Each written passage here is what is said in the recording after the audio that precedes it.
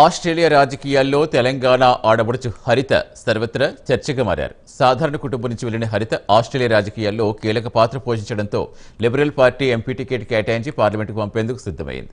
Australia ఎన్నికల్లో పోటీ చేసిన భారతీయ తొలి మహిళగా తెలంగాణకు చెందిన హరిత రికార్డు సృష్టించారు. ఆస్ట్రేలియాలో తెలుగువారిని ఏకతాటిపైకి తీసుకొచ్చి సేవా కార్యక్రమాలు చేశారు. తను చేస్తున్న సేవలు చూస్తే లిబరల్ పార్టీ ఎంపీ టికెట్ కేటాయించిందని ఆనందం వ్యక్తం చేస్తున్న హరిత ఆదిరెడ్డి దంపతులతో మా Warangal correspondent Tirupati face to face.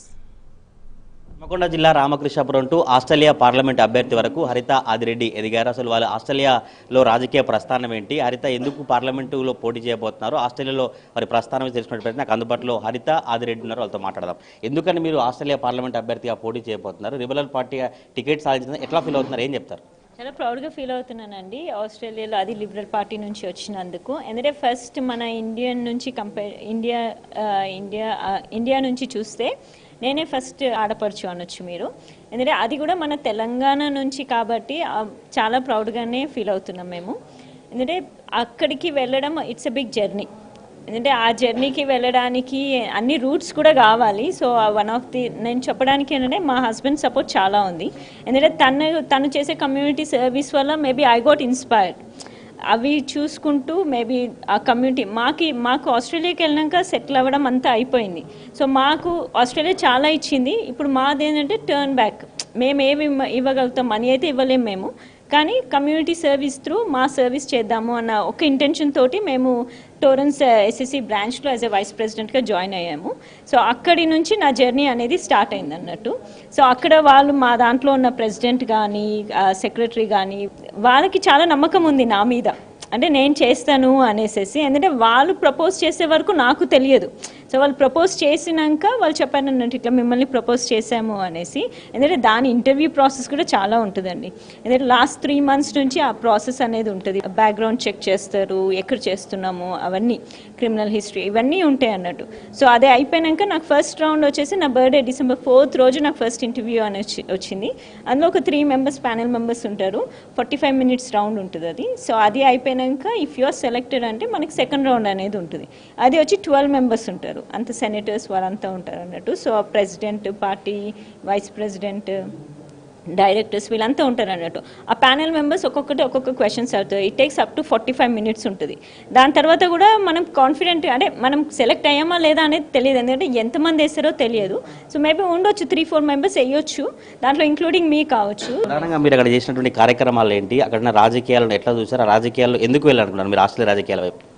రాజకీయాలు అంటే మనలాగా ఇక్కడ అలా ఏమి ఉండేయండి. సో మనకేంటంటే ఈ లిబరల్ పార్టీ వచ్చేసి డెమోక్రటిక్ అన్నట్టు. అన్ని పాలసీస్ అవేంటంటే మనకి కొంచెం మ్యాచ్ అవుతాయి చాలా మటుకు. మెయిన్ వచ్చేసి స్మాల్ బిజినెస్ స్కేల్స్. ఎందుకంటే చాలా మటుకు అక్కడ ఉన్న ట్యాక్స్ కానీ ఏది చూసినా కొన్ని స్మాల్ బిజినెసెస్కి ఎఫెక్ట్ అవుతుంది. మళ్ళీ అది కాక ఈసారి ఒకటి కొత్తది 50 cents పబ్లిక్ ట్రాన్స్పోర్ట్ ఒకటి పెట్టారు అన్నట్టు. అది చాలా చీప్, అంటే చాలా తక్కువ. ఎందుకంటే మేము ప్రెజెంట్ పే చేసేది పర్ ట్రిప్కి $4.90 50 cents పే చేస్తాము. అలాంటిది 50 cents అంటే పర్ హౌస్ హోల్డ్ వచ్చేసి $100 to $150 దాకా సేవ్ చేస్తారు అన్నట్టు. ఆ ఇంట్లో ఒక 4 ఉన్నారు అంటే ఇంకా మీరు క్యాల్కులేట్ చేసుకోవచ్చు ఎంత అనేసి. అదొకటి. మళ్ళీ వాళ్ళ పాలసీస్ కూడా బాగుంటాయి. ఎడ్యుకేషనల్ సర్వీసెస్ ఒకటి, చాలా మటుకు పాలసీస్ బాగుంటాయండి అవి. సో దానికి పోటీ చేసే పార్లమెంట్ నియోజకవర్గం పేరేంటి, మొత్తం ఎంతమంది ఓటర్లు ఉన్నారు, అందులో తెలుగు ఓటర్లు ఎంతమంది ఉన్నారు? సో మనది వచ్చేసి టోరెన్స్ ఎలక్ట్రోట్. దాంట్లో వచ్చేసి మన ఇండియన్ పాపులేషన్ వచ్చి 5% ఉంటుంది. ఇంకా అన్ని కలిపి అన్ని అసోసియేషన్స్ అన్ని కలిపి వచ్చి ఆల్మోస్ట్ 30,000 ఓటర్స్ ఉంటారు. అందులో మన తెలుగు వాళ్ళు వచ్చి చాలా తక్కువ, మ్యాక్సిమం అంటే ఒక 1,000 ఓటర్స్ ఇంకా తక్కువనే ఉంటారు. సో ఇండియన్ ఓటర్స్ వచ్చి ఒక 5,000 వరకు ఉంటారు. సో టోటల్ ఎలక్టోడ్ పాపులేషన్ వచ్చి 30,000 ఉంటుంది. ఎట్లా ఫీల్ అవుతున్నారు? మీ భార్య పోటీ చేయబోతున్న ఆస్ట్రేలియా రాజకీయాల్లో మీరు ఒక రామకృష్ణ పల్లె గ్రామం నుంచి అక్కడికి వెళ్ళారు కదా, అక్కడ మీరు ఎటువంటి కార్యక్రమాలు చేశారు, ఇంకా ఎట్లా ముందు ఓటర్లు ఎట్లా అభ్యర్థించబోతారు, ఏం చెప్తారు?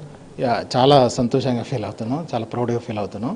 ఎందుకంటే మేము పడ్డ ఇష్యూస్, అంటే మేము ఎన్నో కష్టాలు పడ్డాం వెళ్ళినప్పుడు, అలాంటి ఇంకా మిగతా వాళ్ళు పడకూడదనే ఉద్దేశంతో సో మేము ఇలాంటి కొన్ని కార్యక్రమాలు, అంటే కమ్యూనిటీ సర్వీస్ చేయడం జరిగింది. ప్రతి కార్యక్రమం చేసేది, ఎవరు ఏ టైంలో ఆపద ఉన్నా కూడా మాకు కాల్ చేసేది. అలాంటి టైంలో మేము వెళ్ళి వాళ్ళని ఆదుకునే వాళ్ళము. సో ఆ విధంగా మాకు కొంచెం ఇన్స్పిరేషన్, అట్లా ఆ విధంగా చేసుకుంటూ వచ్చినాము. ప్రైమ్ మినిస్టర్ కూడా ఆల్ ద బెస్ట్ మేడం. ఇది ఆస్ట్రేలియా పార్లమెంట్ అభ్యర్థిగా పోటీ చేసినటువంటి హరిత ఆదిరెడ్డి అభిప్రాయం అయితే ఆస్ట్రేలియా ఉన్నటువంటి పాలసీలు మెచ్చే ఆస్ట్రేలియా రాజకీయాల్లోకి అరంగేట్రం చేస్తున్నాం. తప్పకుండా ఆస్ట్రేలియాలో తెలంగాణ సంబంధించిన ప్రచార కార్యక్రమాలను బలోపేతం చేసినటువంటి కారణంగానే ఆస్ట్రేలియా పార్లమెంట్ లిబరల్ పార్టీ అభ్యర్థిగా పోటీ చేయబోతున్నట్టు హరిత ఆదిరెడ్డి చెప్తా ఉన్నారు. కెమెరా పర్సన్ పవన్తో తిరుపతి, ప్రైమ్ న్యూస్, వరంగల్ నుంచి.